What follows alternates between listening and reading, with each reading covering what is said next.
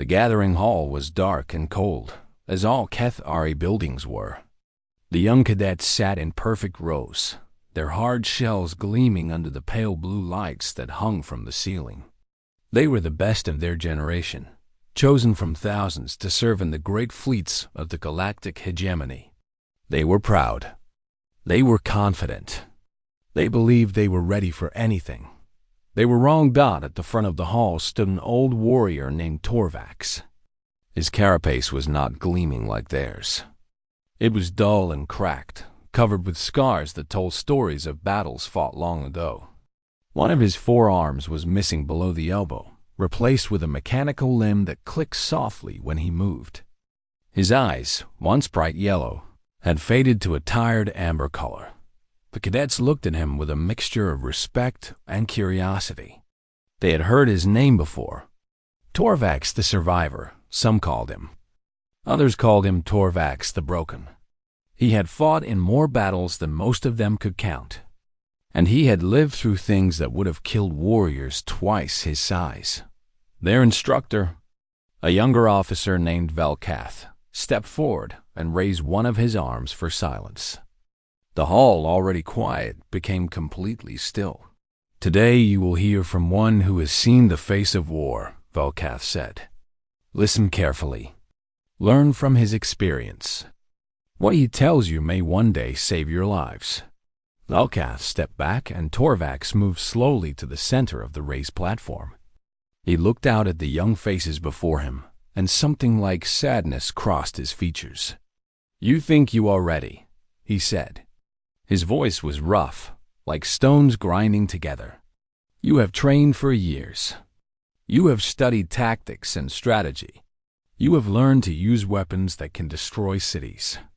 You believe that when the time comes, you will be brave and strong and victorious." He paused, letting his words settle over them like a cold fog. "I thought the same thing once. I was young like you.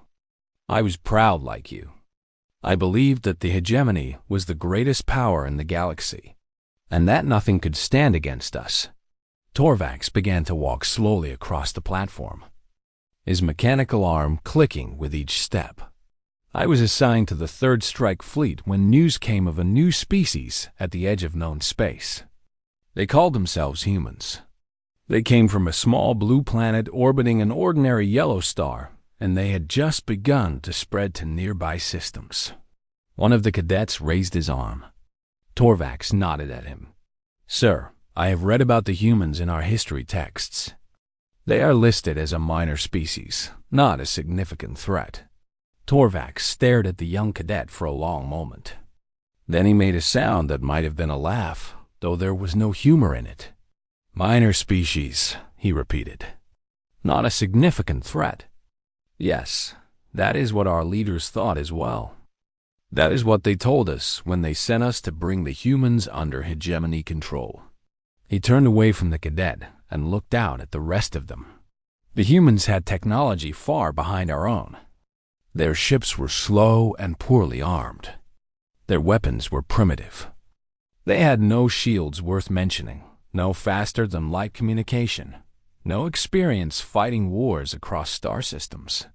By every measure we used, they should have been easy to conquer. We had defeated species far more advanced. What could these soft, fragile creatures possibly do against us? Torvax stopped walking. He stood perfectly still, and when he spoke again, his voice was barely above a whisper. "Everything." They did everything. The cadets shifted uncomfortably in their seats. The confidence they had walked in with was beginning to crack. "I need you to understand something," Torvax continued. "The humans do not look dangerous. They have no claws, no shells, no venom. They cannot see in the dark like we can. They cannot survive in vacuum without protection. They need to eat and drink constantly, and they must sleep for a third of every day. Their bodies break easily, and they heal slowly." He held up his remaining natural arm, showing the thick armored shell that covered it. "One of us is worth 10 of them in single combat. Our ships were faster, stronger, better armed. Our soldiers were trained from birth for war. Everything about us was superior. Torvax lowered his arm, and none of it mattered.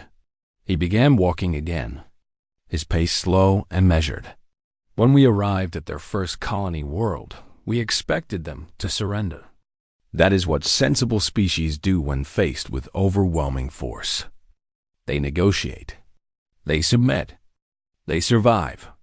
It is the logical choice. The old warrior shook his head. The humans are not logical. Or perhaps they follow a logic we cannot understand. When our fleet appeared in their sky and demanded their surrender, they did not negotiate. They did not submit.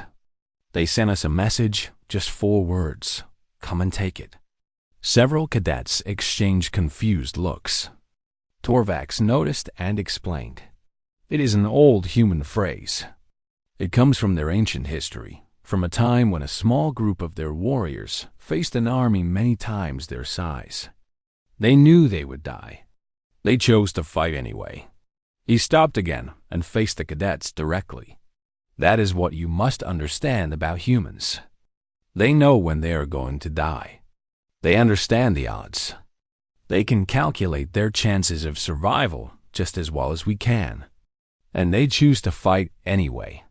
Not because they think they will win, but because they refuse to lose without trying. Torvax's voice grew heavier. We thought this was stupidity. We thought they simply did not understand the situation. So we attacked, confident that once they saw our power, they would surrender. He was quiet for a moment. The battle lasted 6 hours. We won, of course. We took their colony, but we lost 3 ships doing it. 3 warships, destroyed by a species that had been traveling between stars for less than a century. Our commanders were shocked. They had expected losses measured in single fighters, not capital ships. Torvax turned and walked to the edge of the platform. And that was just the beginning. That was before we learned what humans were truly capable of. That was before we understood why every species that has fought them has learned the same terrible lesson. He looked back at the cadets, and his amber eyes seemed to glow in the dim light. Never push a human into a corner. Never give them no choice but to fight. Because when humans have nothing left to lose, they become something else entirely. They become a force that cannot be stopped, cannot be reasoned with, cannot be survived. Torvax, let the silence stretch. I am going to tell you stories from my time in the war.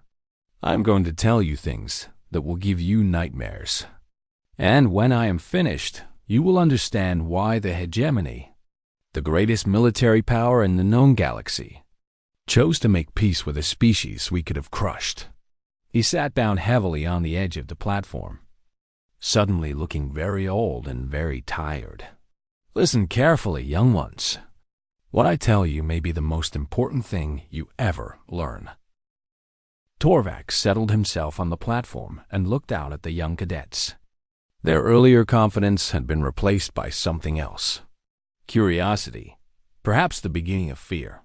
My first real battle against the humans was at a place they called Kepler Station, he began. It was a small outpost, built inside a hollowed asteroid at the edge of their territory.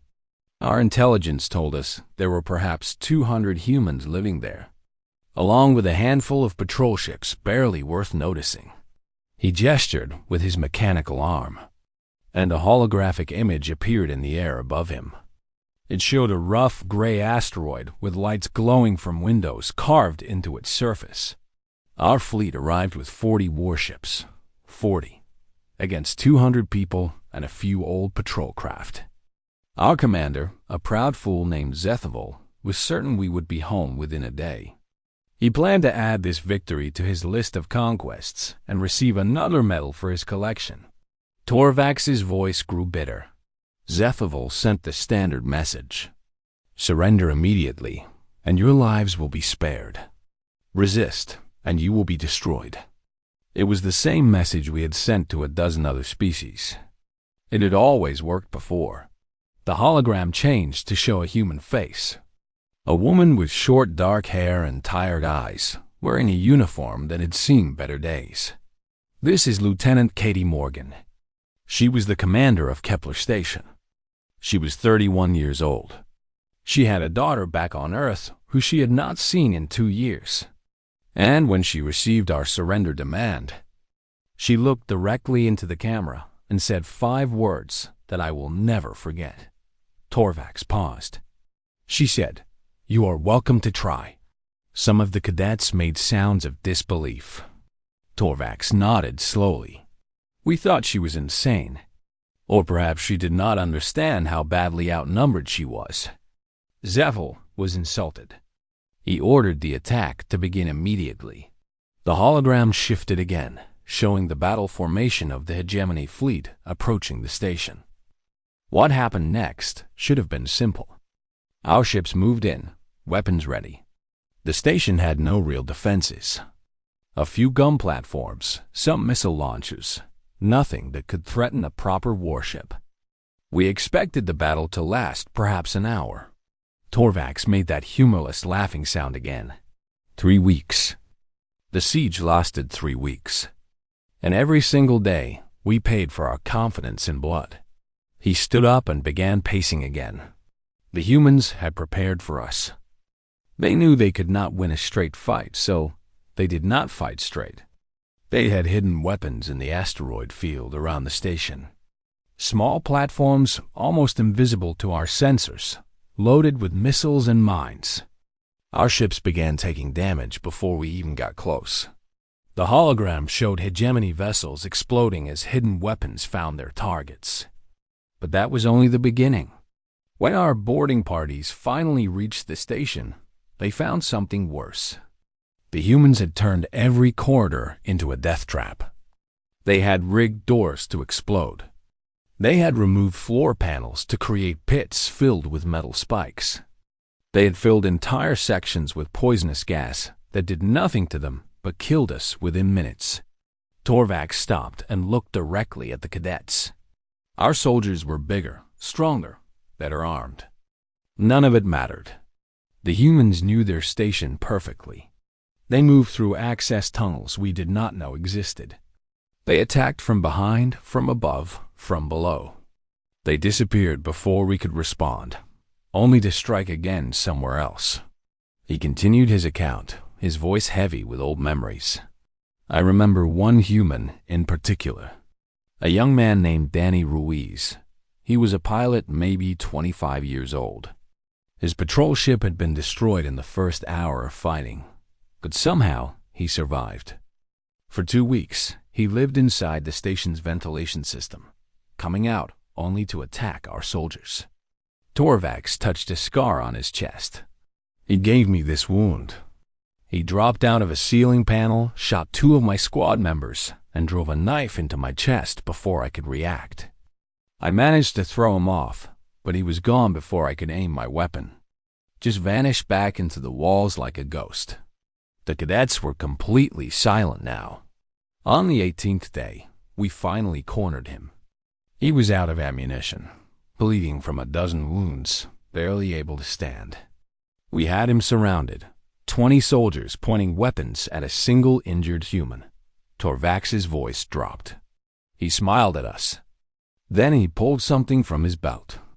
It was a detonator.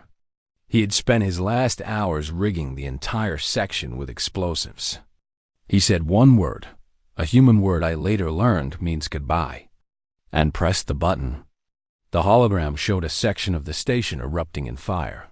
Danny Ruiz killed himself and 14 of our soldiers with that explosion. He had known for hours that he was going to die. He used that time to make sure he did not die alone. Torvax was quiet for a moment. That was not unusual. That was how the humans fought. They did not surrender. They did not retreat. They made us pay for every room, every corridor, every meter of that station. He returned to the platform and sat down again. Lieutenant Katie Morgan was one of the last offenders. When we finally breached the command center, she was waiting for us with a weapon in each hand. She killed 3 more soldiers before we brought her down. And as she lay dying, do you know what she said? The cadets waited. She said, "My daughter will remember what you did here, and her children will remember. And one day, they will come for you." Torvax shook his head slowly. We took Kepler Station. After 3 weeks and the loss of 23 ships, we finally won. Of the 200 humans who had defended it, we captured exactly 4. The rest chose death. Some destroyed themselves. Some fought until we had no choice but to kill them. Some found ways to die that damaged us even in their final moments. He looked up at the cadets. Commander Zethoval received no medal for Kepler Station. Instead, he was quietly removed from command and never seen again. Our leaders did not want anyone to know what had really happened. They did not want anyone to know that 200 humans had nearly defeated 40 warships. Torvax stood up, his old joints creaking. But those of us who were there, we knew. We knew that something was very wrong. We knew that this war would not be the easy victory our leaders had promised. We knew that the humans were something new, something different, something we had never faced before. He gestured, and the hologram disappeared. And we knew deep in our hearts that we were afraid. For the first time in the history of the hegemony, we were afraid of an enemy we had thought would be easy to crush. Torvax let the silence hang in the air.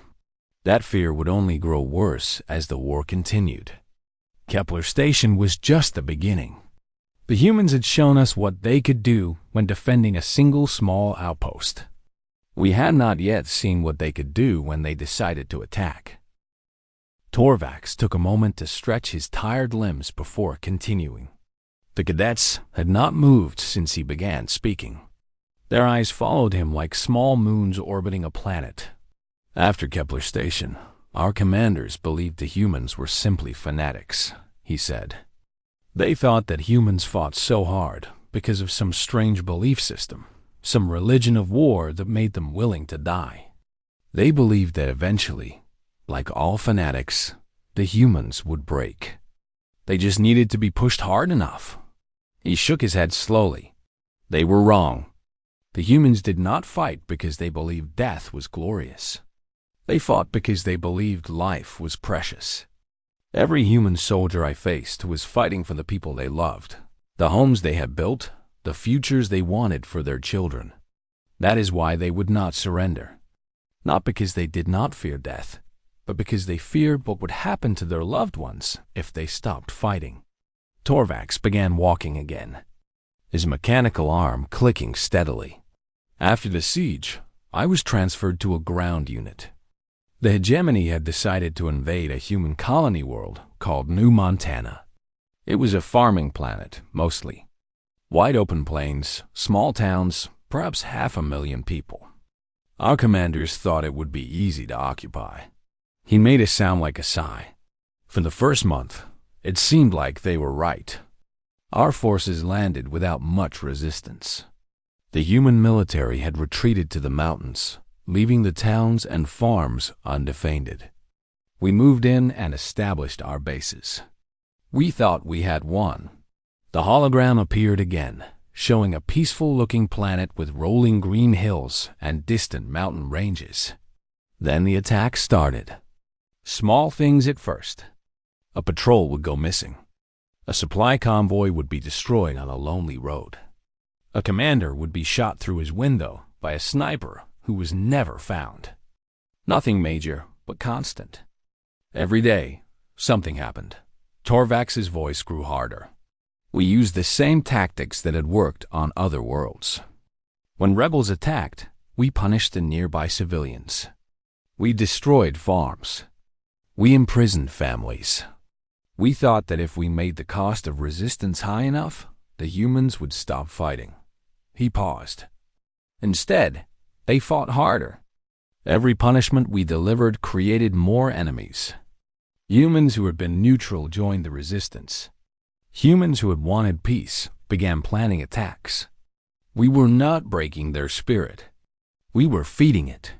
One of the cadets raised an arm hesitantly. "Sir, did you not try to find their leaders?" Cut off the head of the rebellion. Torvax turned to face the cadet. We tried. We captured dozens of people we believed were leaders. We interrogated them. Some talked, some did not, but it made no difference. The humans did not need leaders. They organized themselves, formed new groups, created new plans. When we killed one commander, 3 more took their place. He continued his story. But the thing that truly frightened me about the humans was not their courage or their numbers. It was their ability to learn. The humans adapted faster than any species I had ever seen. Tactics that worked on Monday were useless by Friday. Weapons that seemed unstoppable were countered within days. Torvax gestured, and the hologram showed a series of images, hegemony weapons, vehicles, and equipment. We had scanners that could detect life signs through walls. Within a week, the humans had figured out how to block them using materials from their own farms. We had armored vehicles that could survive any human weapon. Within a month, they had built devices that could disable our engines from a distance. We had communication systems that were supposed to be unbreakable. They broke them in 3 weeks. He lowered his arm, and the hologram faded. Every advantage we had, they found a way to take it from us. Not through superior technology, but through creativity and determination. They studied us constantly, looking for weaknesses. And they always found them. Torvax moved to the center of the platform. I want to tell you about one human in particular. A resistance fighter named Marcus Cole. He was a teacher before the war. An ordinary man who taught children how to read and write. When we invaded, his school was destroyed. His students were scattered. Some were killed. The old veteran's voice softened slightly. Marcus Cole decided to fight. But he did not fight like a soldier. He fought like a teacher, patient and methodical and thorough. He watched our patrols for weeks, learning their patterns. He studied our equipment, figuring out how it worked. He talked to other resistance fighters, sharing what he learned. Torvax paused. Then he did something that no other human had done. He allowed himself to be captured. The cadets shifted in their seats. We thought we had caught an important rebel. Marcus Cole was brought to our main command base for interrogation. For 3 weeks, we questioned him. He told us many things, names and locations and plans. Our commanders were pleased. They believed they were finally breaking the resistance. Torvax shook his head. Everything he told us was false. Every name was made up. Every location was empty. Every plan was a distraction. But while we were chasing shadows, Marcus Cole was doing what he had really come to do. He was memorizing. Every corridor, every guard post, every security code, every schedule. He was mapping our entire base from the inside. The cadets leaned forward, captivated. After 3 weeks, the human resistance attacked. But this was not a random strike. They knew exactly where to go, exactly when to strike, exactly which defenses to avoid. They moved through our base like ghosts, appearing where we least expected them, vanishing before we could respond. Torvax's voice grew heavy. I was there that night. I saw Marcus Cole during the battle. He had been freed by his fellow fighters, and he was leading them through the base using the knowledge he had gathered. He was injured, weak from weeks of captivity, but he refused to leave until the mission was complete. The old veteran touched a scar on his face. The resistance destroyed our command center, killed our base commander, and freed 200 prisoners. It was the worst defeat we suffered on New Montana. And it happened because one human was willing to endure 3 weeks of captivity just to learn the layout of a building. Torvax was quiet for a moment. Marcus Cole died during the attack. He was shot while making sure the last prisoners escaped. His fellow fighters tried to save him, but he ordered them to leave him behind. His final words were instructions, telling them which routes were safe, which doors to use, which guards were in which positions. He looked at the cadets. That is what we were fighting against. Not warriors, not fanatics, not monsters. Just ordinary people who refused to give up. People who were willing to sacrifice everything for their families, their friends, their homes. Torvax sat down heavily. We occupied New Montana for almost 2 years. During that time, we lost more soldiers than we had lost in the entire conquest of the Vethari Empire. And the Vethari had twice the technology and 10 times the population of humanity. He spread his arms. Our commanders kept telling us that victory was close, that the humans were weakening, that they would surrender any day. But they never did. No matter how many we killed, no matter how many towns we destroyed, no matter how much we punished them, they never stopped fighting. Torvax looked up at the ceiling. Eventually, we had to withdraw from New Montana, not because we were defeated in battle, but because we simply could not afford to stay. Every soldier we kept on that planet was a soldier we could not use elsewhere. Every ship we used to supply our forces was a ship we could not use for other purposes. He lowered his gaze back to the cadets. The humans won by refusing to lose.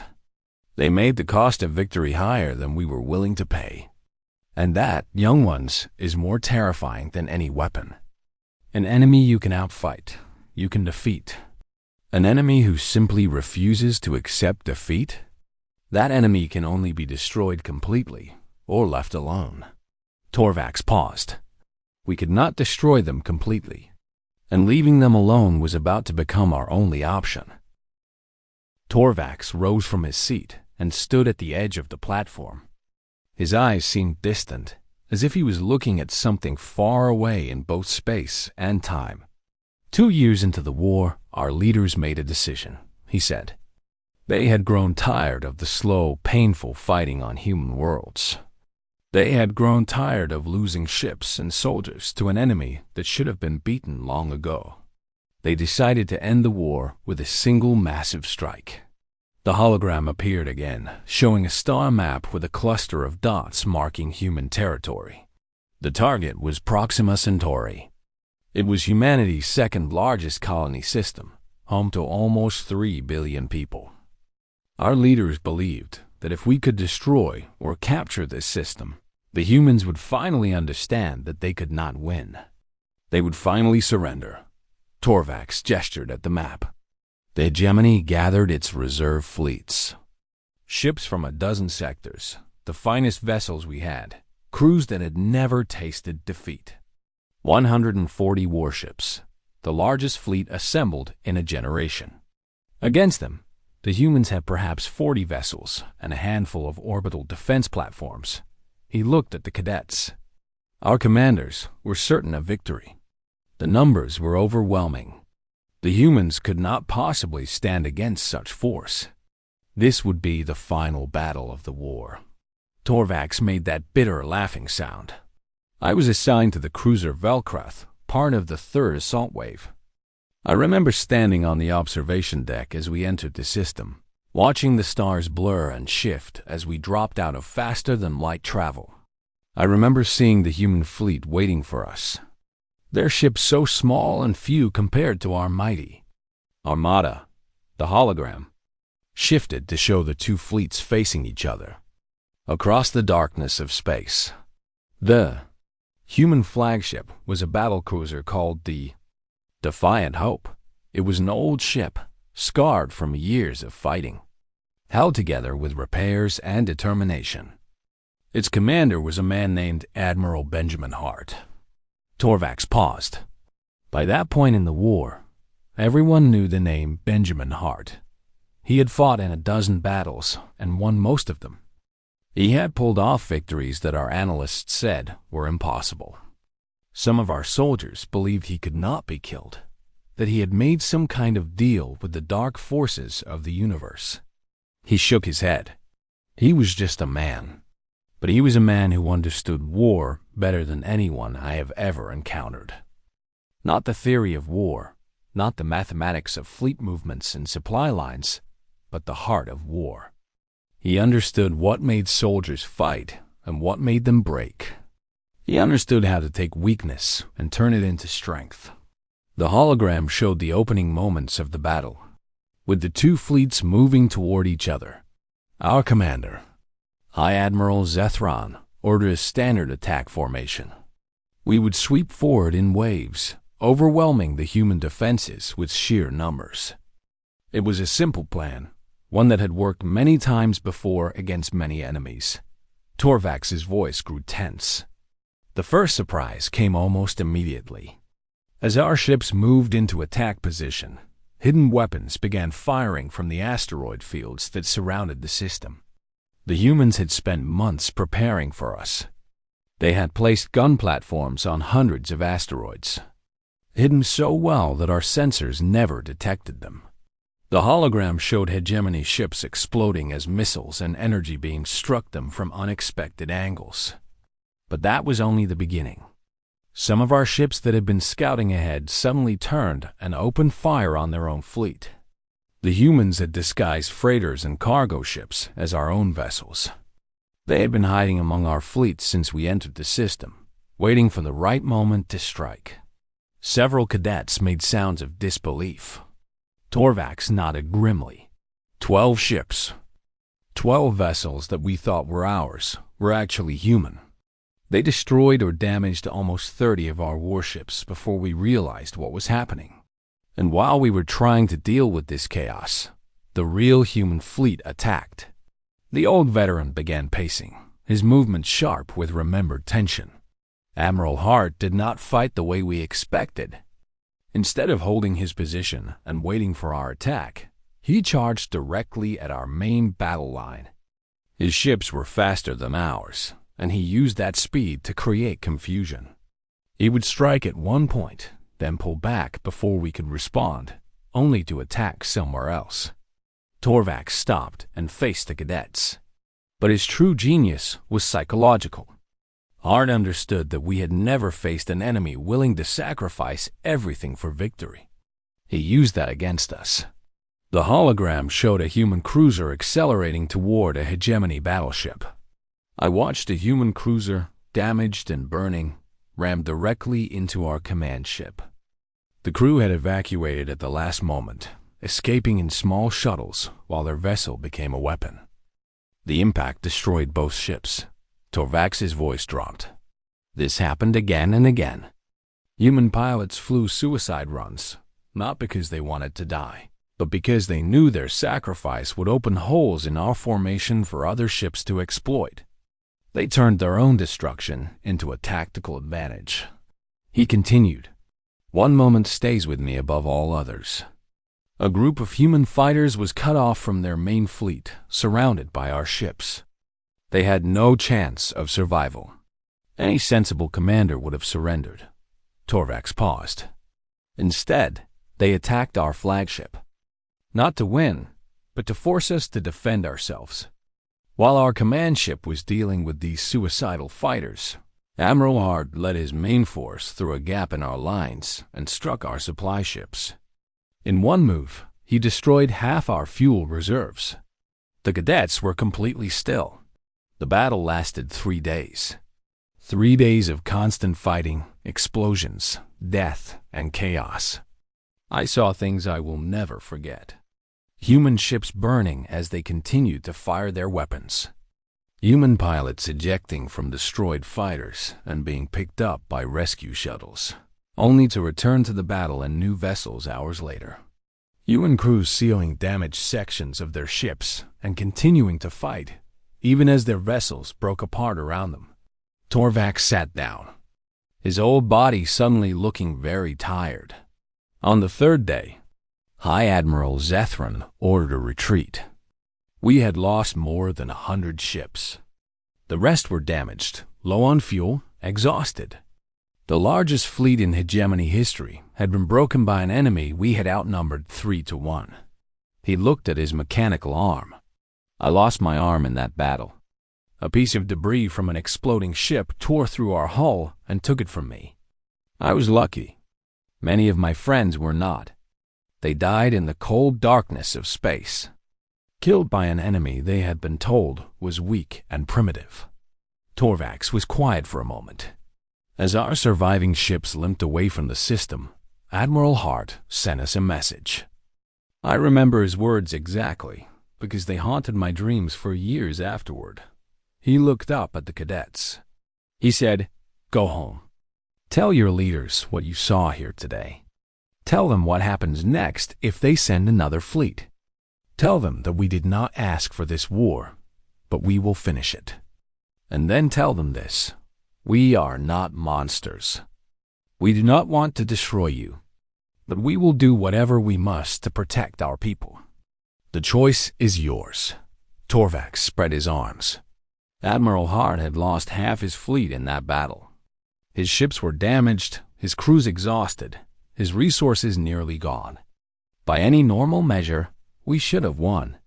We had more ships remaining than he did. He lowered his arms. But he knew something our commanders did not. He knew that we were broken in ways that had nothing to do with numbers. Our confidence was shattered. Our belief in our own superiority was destroyed. We had seen what humans could do when they fought without limits, and we were terrified. Torvax stood up again. The hegemony never sent another fleet to Proxima Centauri. Within months, our leaders were seeking peace. Not because they wanted peace, but because they finally understood that victory against the humans would cost more than any prize was worth. He looked at each cadet in turn. Remember this lesson, young ones. Numbers are not everything. Technology is not everything. Sometimes, the side that is willing to pay the higher price is the side that wins. The humans were willing to pay any price. We were not. Torvax paused. And that is why the hegemony, the greatest military power in the known galaxy, made peace with a species that had been traveling between stars for less than a century. The gathering hall had grown colder as Torvax spoke, or perhaps it only felt that way. The young cadets sat in silence, their earlier pride completely gone. They looked smaller now, younger, as if the weight of Torvax's stories had pressed them down into their seats. Torvax stood at the center of the platform, his scarred body still, his amber eyes moving slowly across the faces before him. "The war ended in the 3rd year," he said. "Our leaders had finally accepted what those of us who had fought already knew. The humans could not be conquered, not without losses so great that the hegemony itself would be weakened beyond recovery." He walked slowly to the edge of the platform. Peace negotiations began on a neutral station between our territories. I was assigned to the security detail, so I was there when the human delegation arrived. I expected warriors, hard-faced soldiers like Admiral Hart and the fighters I had faced in battle. Torvax paused.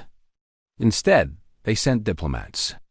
Ordinary-looking people in simple clothes, carrying nothing but data pads and translation devices. They smiled and spoke politely and behaved as if they had not just fought a war that killed millions on both sides. He shook his head slowly. The leader of their delegation was a woman named Grace Patterson. She was perhaps 50 years old, small and thin, with gray hair and tired eyes. She did not look like someone who could frighten anyone. But when she walked into the negotiation room, even our admirals grew quiet. The hologram appeared one final time, showing a middle-aged human woman with a kind face and steady gaze. I learned later that Grace Patterson had lost her husband and 2 sons in the war. Her husband had died at Kepler Station, fighting alongside Lieutenant Katie Morgan. Her older son had been killed on New Montana. In the same battle where we captured Marcus Cole, her younger son had died at Proxima Centauri, aboard one of the ships that rammed our command vessel. Torvax's voice grew soft. She had every reason to hate us. She had every reason to demand vengeance, to push for the complete destruction of the hegemony. Our leaders expected this. They had prepared to negotiate from a position of shared hatred, trading pain for pain, territory for territory. He looked at the cadets. Instead, Grace Patterson offered fair terms, reasonable borders, trade agreements, cultural exchange. She proposed a peace that would benefit both sides, that would allow both species to recover and grow. Torvax turned away and was quiet for a long moment. I was guarding the door when the first session ended. The negotiators filed out, and as Grace Patterson passed me, she stopped. She looked up at my face, at the scars that marked my years of fighting her people, and she asked if I had been at Kepler Station. His voice grew rough. I told her yes. I expected anger, hatred, perhaps an attack. Instead, she simply nodded and said that her husband had spoken of a Cathari soldier who had shown mercy to wounded prisoners after the fighting ended. She asked if that had been me. Torvax touched the scar on his chest. It had been. After the station fell, I found a group of injured humans in a storage room. They were dying, all of them, but they had refused to surrender. My commanding officer ordered me to execute them. I told him they were already dead, and that wasting ammunition on corpses was inefficient. Then I walked away and let the medical teams take them. He turned back to the cadets. Grace Patterson thanked me for that small act of mercy. She said that one of those wounded humans had survived, and that he had told her the story. Then she asked me a question that I have never forgotten. Torvax's amber eyes seemed to glow. She asked me why the hegemony had started this war. What had the humans done to threaten us? What had they taken from us? What had they done to deserve invasion and death and destruction? His voice dropped. I had no answer. I had never thought about it. I had been a soldier, following orders, doing my duty. The reasons for the war had never mattered to me. I had simply assumed that our leaders had good reasons, that the humans must have done something to deserve what we did to them. Torvax was quiet for a moment. Grace Patterson saw my confusion. She nodded sadly, as if she had expected it. Then she said something that changed the way I understood the entire war. He looked at the cadets. She said that humans were not naturally warlike. They had art and music and poetry. They had families and dreams and hopes for the future. They had spent centuries learning how to live in peace with each other, overcoming their own violent history through patience and effort and sacrifice. Torvax's voice grew heavy. But when they were attacked, when their homes were threatened and their families were in danger, they became something else. They became the most dangerous species in the galaxy, not because they wanted to be, but because they had to be. War was not their nature. It was their response to threats. And when they responded, they held nothing back. He walked to the edge of the platform. I asked Grace Patterson why, after everything we had done to her people and to her family, she was offering us peace instead of demanding vengeance. Torvax paused. She said, because we are not finished growing yet. And neither are you. War makes us strong, but peace makes us wise. We would rather have wise neighbors than weak enemies. The old veteran looked down at his mechanical arm. I have thought about those words every day since. I have watched the peace that she helped build grow stronger over the years. I have seen human and Cathari ships flying together on joint missions. I have seen human doctors treating our sick and our engineers learning from human scientists. I have seen the children of former enemies becoming friends. Torvax looked up at the cadets. Grace Patterson was right. Peace has made us wiser. We have learned things from the humans that we could never have learned through war. We have grown in ways that conquest could never have achieved. And the humans have grown too, becoming part of the galactic community, sharing their strange and wonderful culture with species across 1,000 stars. He walked to the center of the platform one last time. But I want you to remember something. The humans chose peace. They could have chosen differently. After Proxima Centauri, they could have pushed their advantage. They could have attacked our weakened fleets, invaded our colonies, taken revenge for everything we had done to them. Torvax's voice grew serious. They did not do this because they are kind. They did not do this because they are weak. They did this because they are wise. They understood that eternal war would destroy both our species. And they chose a different path. He raised one arm and pointed at the cadets. But never make the mistake of thinking that their kindness means they are harmless. Never think that their preference for peace means they cannot fight. The humans I faced in battle were the most terrifying enemies I have ever encountered. And those humans are still there, beneath the surface. If we ever threaten them again, if we ever give them a reason to become warriors once more, we will see them return. Torvax lowered his arm. That is the lesson I have come to teach you today. Not how to defeat the humans, because they cannot be defeated. Not how to survive against them, because survival depends on their mercy. The lesson is simply this: never fight the humans. He began walking toward the exit. Not because you cannot win, though you cannot. Not because they are stronger, though they are. Fight them, and you will see what they become when they have nothing left to lose.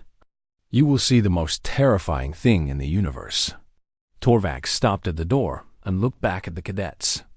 You will see what happens when humans decide to stop being kind. He stood there for a moment, letting his final words hang in the cold air of the gathering hall. Then he turned and walked out, his mechanical arm clicking softly with each step, leaving the young cadets to sit in silence and think about the stories they had heard. Behind him, the instructor Velkath rose slowly and looked at his students. Their faces were pale, their eyes wide. The confidence they had carried into this room was gone, replaced by something deeper and more valuable: understanding, and perhaps just a little bit of healthy fear. The lesson was complete.